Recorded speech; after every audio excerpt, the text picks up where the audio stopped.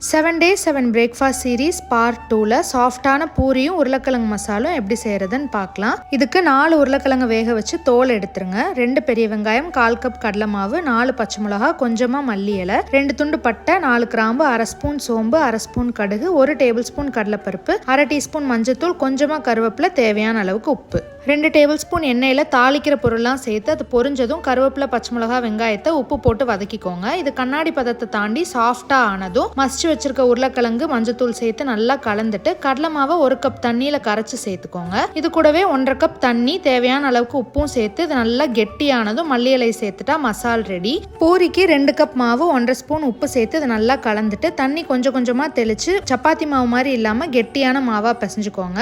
1/2 spoon எண்ணெய் சேர்த்து இந்த மாதிரி பிசைஞ்சதுக்கு அப்புறம் உடனே திக்கா தேய்ச்சி சூடான எண்ணெயில போட்டா இந்த மாதிரி புஷ்ஷுன்னு எந்திரிக்கும். இதை திருப்பி போட்டு செவந்ததும் எடுத்தா நம்ம பூரி மசால் ரெடி.